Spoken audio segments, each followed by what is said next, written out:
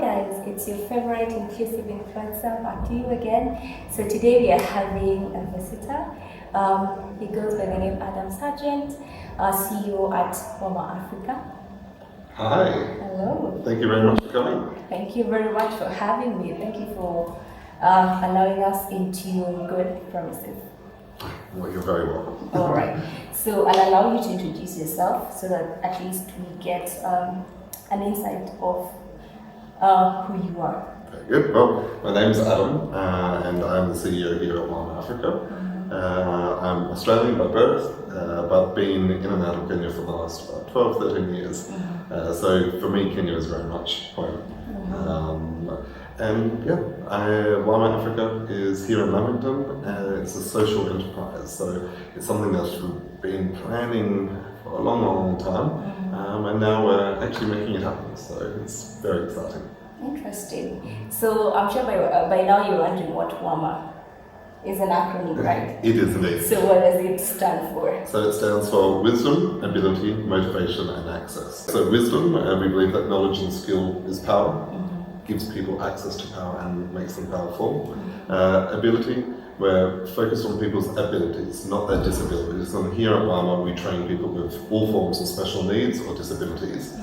So when they come here for training, which we actually pay them for. So they get paid like an employee for their 3 months training, but we focus on their abilities, their strengths, while understanding and appreciating and accommodating their disability.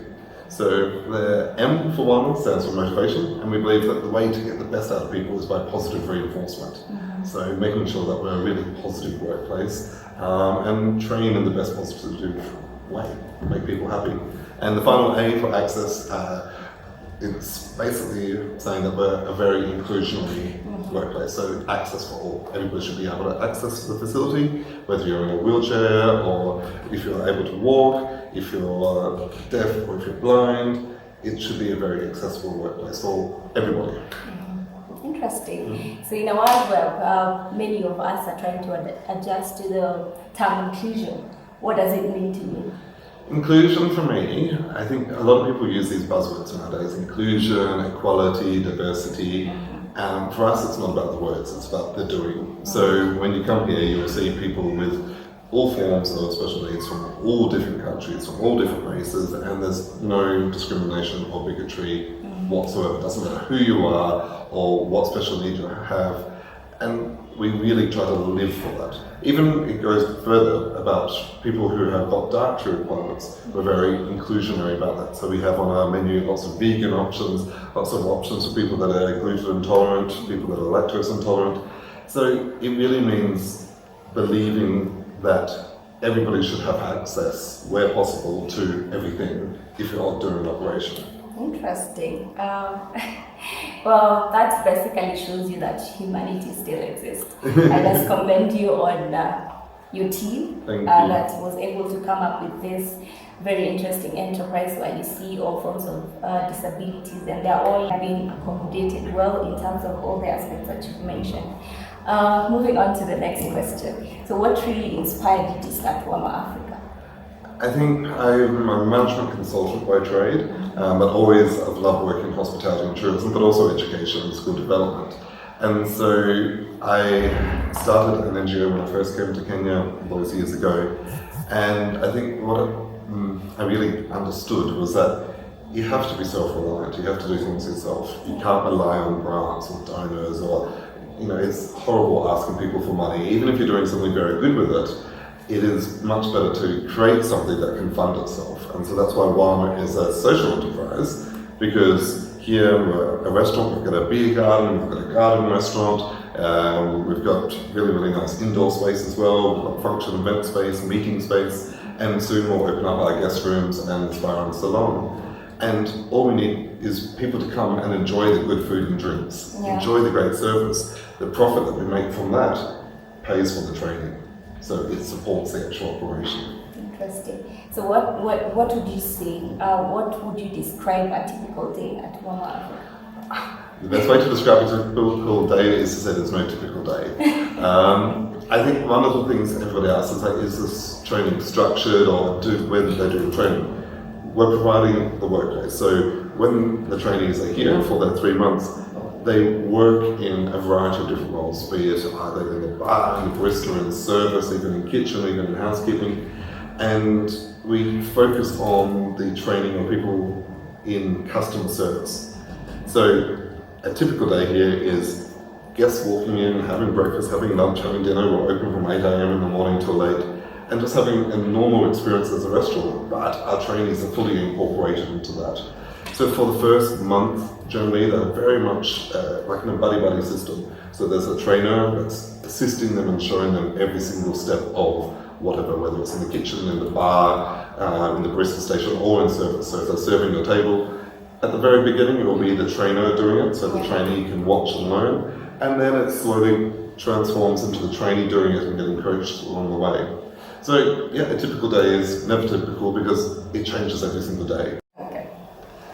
So yeah, the trainers really then hand over to the trainees themselves and supervise and support them, but even from a distance. So as the trainees get more confident, they simply do it themselves really with the trainers in the background, just in case the customer needs support and so on. So a typical day is very untypical because yeah, it's all about the individual. How quickly somebody can learn, or how, sometimes it takes some extra time to learn a particular skill set. And that could be a technical skill like how to pour wine, or it could be more of a soft skill. Maybe there's emotional connection issues they have to understand to try to teach and learn empathy, how to relate to a customer or a guest. So sometimes it's a technical skill that takes longer, sometimes it's more the emotional skills that take longer to learn.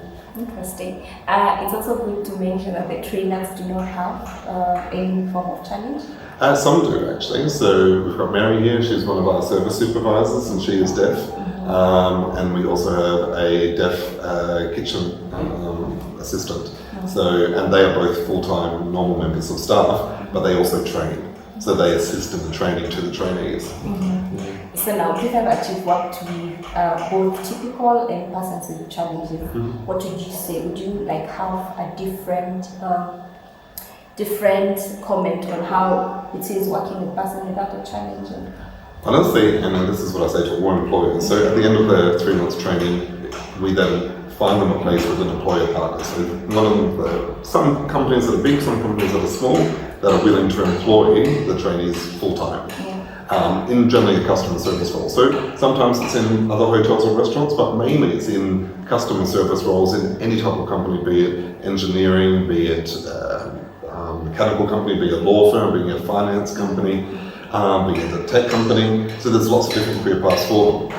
So coming back to your point about how do I see the difference between the abled people and the disabled staff members here, honestly, when we're recruiting and finding both trainers and trainees, it's very easy to see the trainees that are going to be, as long as you give them the right nurturing support, are going to be successful.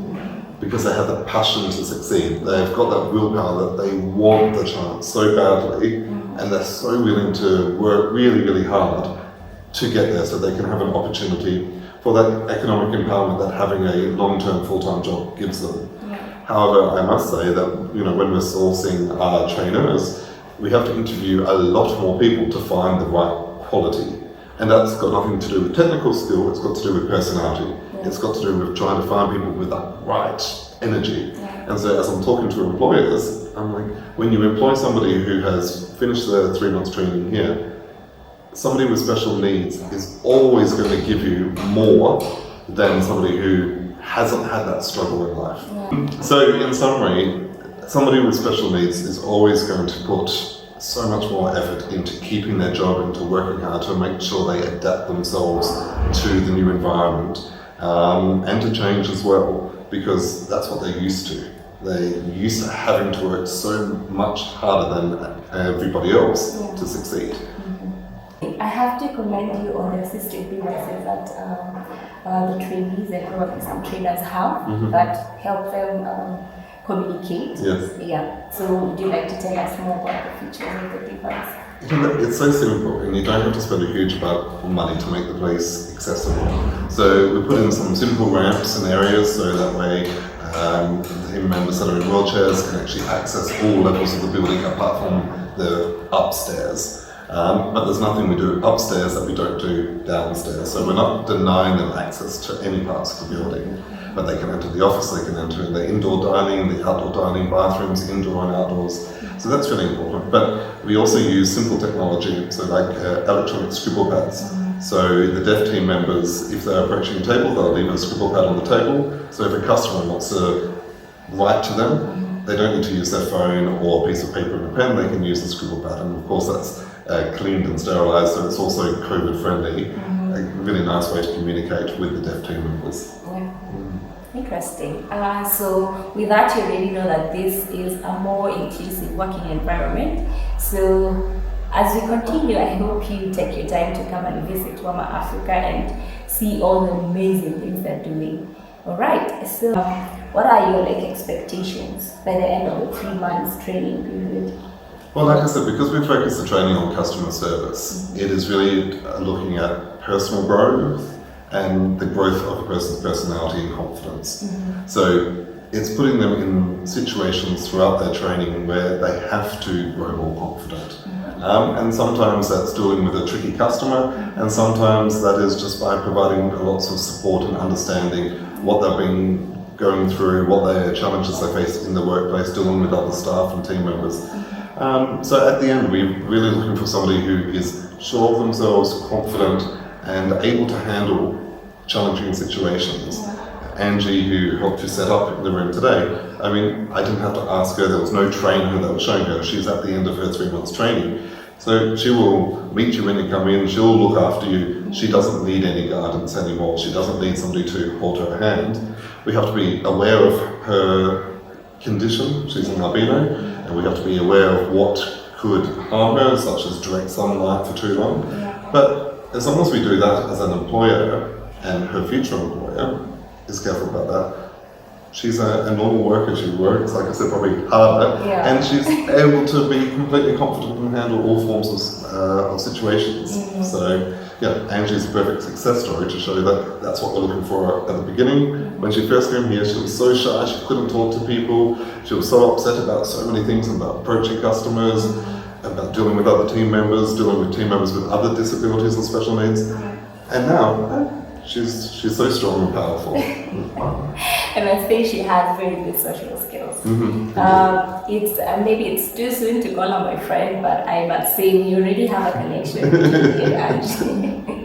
All right, so probably a parting shot. Where do you see WAMA Africa in 5 Well, years? honestly, the more people come in here and enjoy our food, enjoy our drinks, have events here, have functions, have meetings here, it means the more training we can do. It also means that the money that we raise through the profit of selling food and drinks and meeting space, we can hopefully in the future open up another branch down the coast, so that way, because people with special needs are all over the country, it's not just a Nairobi problem.